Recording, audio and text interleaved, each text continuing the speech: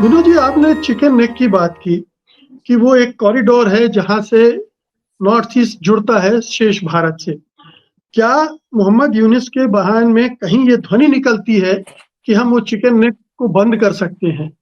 समुद्री समुद्र के हम संरक्षक हैं, ये बात तो ठीक है। ये अपने आप को वो घोषित कर रहे हैं, इस पे आपत्ति हो सकती है। लेकिन क्या उन्होंने चुनौती दी है किसी तरह से भारत की एकता, अखंडता को, पूर्वोत्तर को काटने की? उसमें कहीं इस तरह की ध्वनि निकलती है क्या? डिप्लोमेसी में इसको बोलते हैं वेल्ड वेल्ड चुनौती, बुरके के साथ जी, चुनौती, छिपी बुरके हुई। से ढकी हुई चुनौती, वेल्ड जी, वेल्ड थ्रेट। मैं समझता हूं कि यूनुस साहब राजनेता नहीं है, he is not a politician. और साफ जाहिर है, जहां तक जो पढ़ा है हमने उनके बयान के हिसाब से, he has crossed I think line जो कि उनको क्रॉस नहीं करनी चाहिए थी। लेकिन उसका जवाब हमारे फॉरेन ऑफिस की तरफ से, किसी हेमंत बिस्वा शर्मा की तरफ से नहीं आना चाहिए। हेमंत बिस्वा शर्मा को बताना चाहिए, हम अपने, देखिए, अपने इलेक्टोरेट को आश्वासित करने के लिए जो मर्जी कहते रहे, वो उनका अधिकार है, उनकी हौसला अफजाई उनका अधिकार है अपने इलेक्टोरेट की। लेकिन जहां तक फॉरेन पॉलिसी है, वो हमारे एक्सटर्नल अफेयर्स मिनिस्ट्री का डोमेन है, वो सेंटर का डोमेन है। और उसमें उसके चलते उनको जो शब्द इस्तेमाल वो करते हैं, नपे तुले करने चाहिए। वो ज्यादा बोलने की जरूरत नहीं होती, ज्यादा बॉस बनने की जरूरत नहीं होती। लेकिन हेमंत बिश्रा शर्मा जो है, उनकी आदत है कि बॉस बनते हैं वो। He loves playing the boss. He shouldn't play the boss when it comes to another international power. Vinod ji, जब बांग्लादेश में उथल-पुथल हो रही थी, सत्ता उलटने की प्रोसेस चल रही थी, तब भारत की तरफ से लगातार कहा गया कि ये अमेरिका की डीप स्टेट का खेल है, और उन्होंने बाइडेन प्रशासन को भी कटघरे में खड़ा कर दिया। तमाम चीजें हुई और रिश्ते हमारे वाशिंगटन से भी खराब हुए उस मामले में। अब जबकि बांग्लादेश अमेरिका के बजाय चीन की तरफ मुड़ रहा है, तो फिर क्या चीन का डीप स्टेट काम कर रहा था? ये मतलब, क्या भारत के आकलन में बार-बार गड़बड़ी हो रही है? समझ नहीं पा रहा है कि क्या हो रहा है बांग्लादेश में, उसको कुछ अनुमान ही नहीं इसका। देखिए, किसका हाथ था शेख हसीना को उसके पद से हटवाने में, उसके खिलाफ एक रेबेलियन खड़ा करने में। इसको तो इसका कोई हमारे पास प्रूफ तो है नहीं। जो हमने बातें सुनी है, वो ये सुनी है कि भी सीआईए और MI5 का ये गेल था।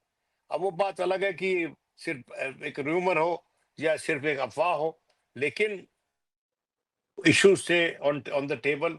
उसके चलता लगता था कि ये हस्तक्षेप हो सकता है कि इनकी तरफ से हुआ हो। अ, इससे ये कहने का तात्पर्य ये नहीं है कि उसमें पाकिस्तान का हाथ बिल्कुल नहीं रहा होगा। लेकिन पाकिस्तान आगे होके सामने नहीं आया है, क्योंकि पाकिस्तान आज के दिन उस स्थिति में नहीं हो, उतनी मजबूत स्थिति में नहीं है जहां वो खुलकर ऐसा कोई खेल कर सके। लेकिन शेख हसीना के जो संबंध थे वो अमेरिका से अच्छे नहीं थे। और ये बताया जाता था कि जब उनको बुलाया गया G20 में, तो हमारे माननीय प्रधानमंत्री के हस्तक्षेप के कारण बुलाया गया वहां पे। और उनकी वहां मुलाकात भी हुई जो बाइडेन से। उसका क्या निकला, उसका रिजल्ट मैं नहीं जानता हूं। लेकिन बात यह है कि Bharat was a bridge for Sheikh Hasina to reach out to America. America बहुत इंपॉर्टेंट है इसके लिए। और मैं नहीं समझता हूं कि बांग्लादेश जो है भरपूर तरीके से चीन की तरफ जा सकता है। लेकिन everything is fair in love and war.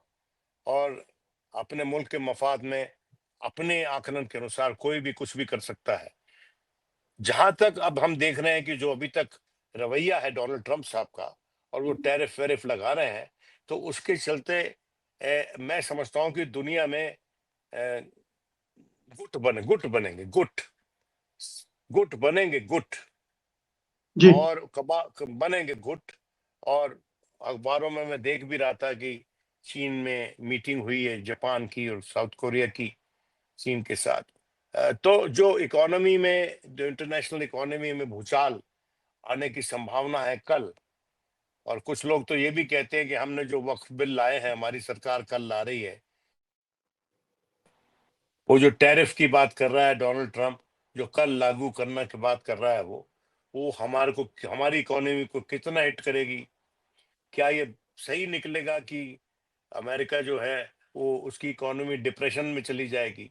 ये सब कुछ हो गया तो बहुत बवाल होगा, और उसके चलते हर मुल्क सहारा ढूंढने की कोशिश करेगा। बांग्लादेश भी करेगा। बांग्लादेश के माली हालात आजकल बहुत अच्छे नहीं है, तो वो अपॉर्चुनिटी होती है बड़ी पावर्स के लिए एक नई अलायंस बनाने की। तो मैं समझता हूँ हमको थोड़ा इंतजार करना पड़ेगा ये देखने के लिए कि कौन किस तरफ जाता है। और अंततोगत्वा कल जो डोनाल्ड ट्रंप अनाउंसमेंट्स करते हैं बाय वे ऑफ टैरिफ्स, वो कहाँ तक जाती हैं, कहाँ तक किस मुल्क को हिट करती हैं।